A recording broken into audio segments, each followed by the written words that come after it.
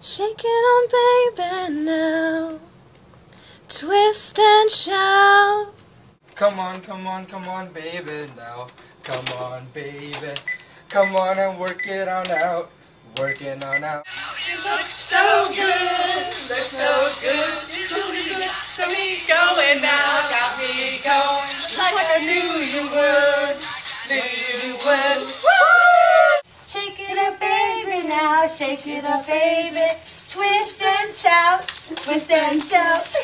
You know you look so good, look so good. You know you got me good. Hey, what's up? Hey, How are you? I'm pretty good. How are you? Good. What's wrong with that? It's Twist and Shout by the Beatles. Oh, never heard of them. You've never heard of the Beatles?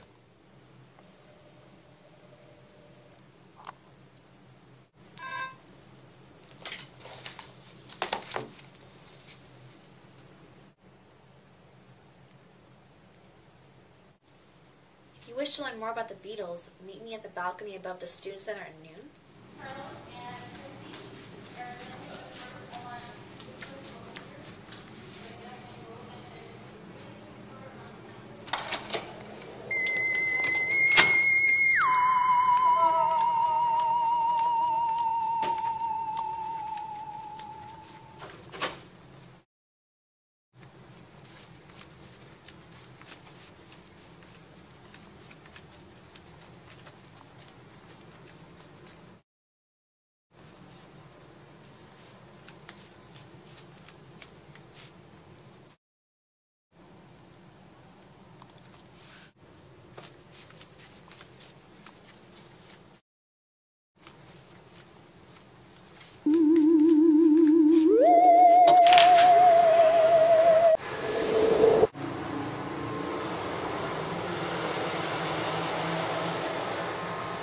I've been waiting for you. Follow me. What? I'm ready.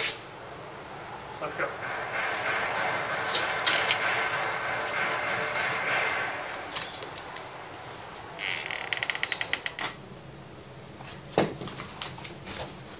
Wait a second. Who are you? Doesn't matter. What matters is the Beatles. So how did the Beatles get started? Well, John Lennon has his own group, the Quarrymen, in which he asked Paul McCartney to be part of. Later on in 1958, George Harrison was added onto the band. It wasn't until 1962 where the band was complete with the addition of Ringo Starr on drums. So then how did the Beatles become so popular? It started in their hometown, Liverpool, England, which was racially diverse and a port for unrestricted music, which was a great influence on them. The Beatles performed in Cavern Club, where they were discovered by Brian Epstein, who helped them unleash Beatlemania through various shows throughout Europe and televised shows such as a spot on the Royal Variety Show. So how was it that they became so popular in America? It was through Brian Epstein's genius marketing campaign, The Beatles Are Coming, which helped promote their landing in New York on February 7th, 1964. A few days later, they would perform on The Ed Sullivan Show for 73 million viewers, and their popularity would skyrocket. It was then when Beatlemania was in full swing. Here's a Beatles expert that will answer all your questions.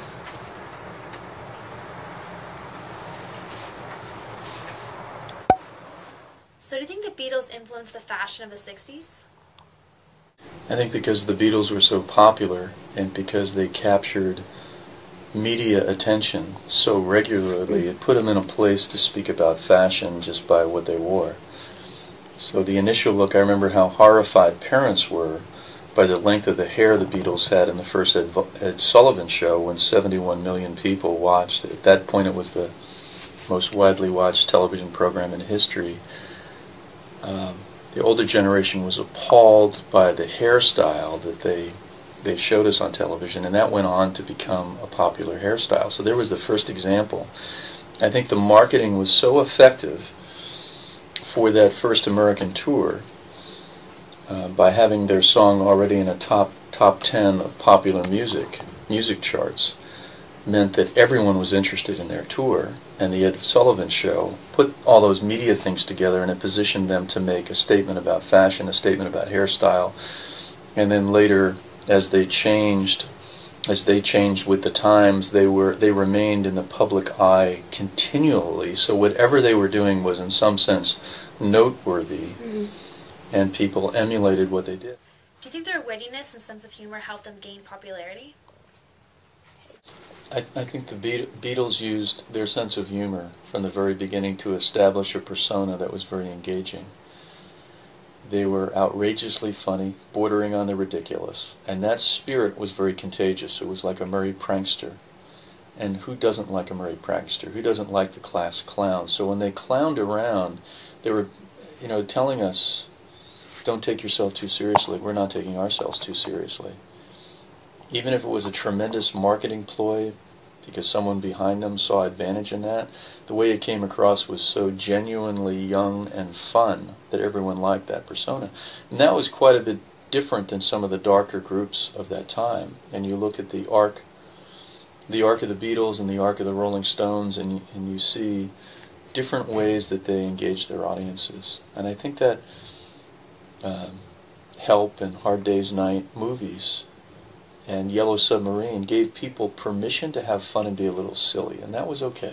We needed that at that time. Do you think the Beatles' social and political views affected the views of their fans?